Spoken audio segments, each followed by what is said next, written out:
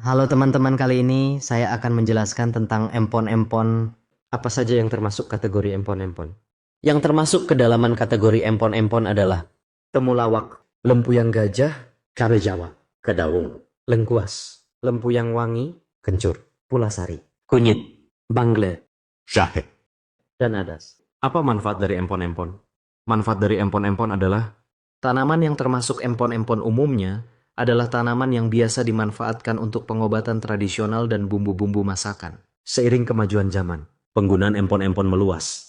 Beberapa manfaat empon-empon antara lain: bahan baku obat-obatan dan jamu, bahan bumbu masak, industri makanan dan minuman, ramuan tradisional perawatan tubuh. Bagaimana sejarah kebiasaan minum empon-empon diwariskan?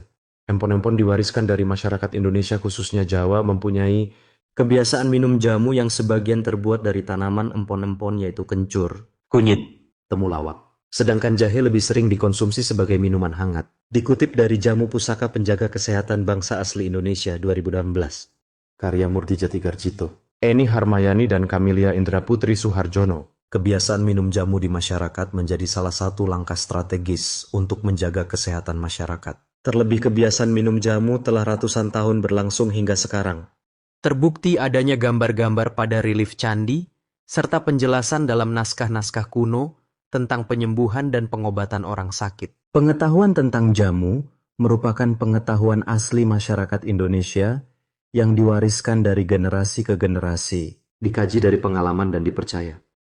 Memberikan manfaat yang berguna dalam menjaga kesehatan masyarakat. Bukti historis catatan ramuan obat asli masyarakat Jawa ditulis oleh para pujangga, raja atau orang-orang berpengaruh. Kanjeng Gusti Pangeran Adipati Anom Amangkunegara III yang dibantu para pujangga Keraton Surakarta dan anggotanya menyusun manuskrip kuno yaitu Serat Centini. Sri Susuhunan Pakubuwono V memerintahkan penulisan catatan ramuan obat berjudul Serat Kauruh Bab Jampi-Jampi Jawi pada tahun 1931.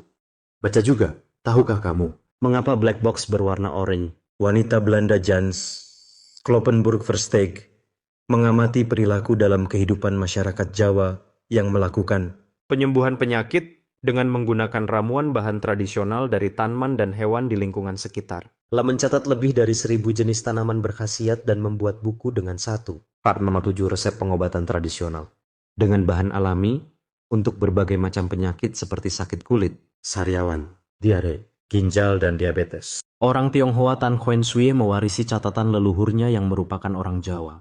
Kemudian menjadikannya sebagai buku pegangan untuk menolong dalam menyembuhkan penyakit yang diderita masyarakat.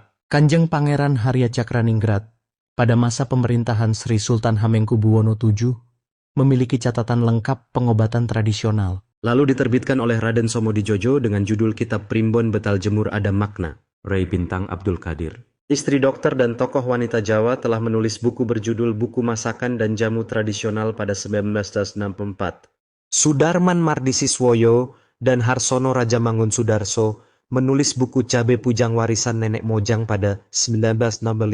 Baca juga, mengapa balon bisa terbang? Salah seorang istri Sri Sultan Hamengkubuwono IX mengumpulkan catatan berjudul Catatan Jamu Tradisional tentang memelihara kecantikan dan kesehatan.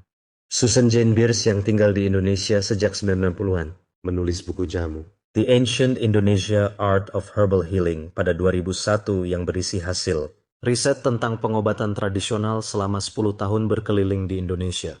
Konsumsi jamu untuk menjaga kesehatan masih dipraktikkan di Jawa Tengah dan di Yogyakarta hingga zaman sekarang sebagai alternatif menjaga kesehatan.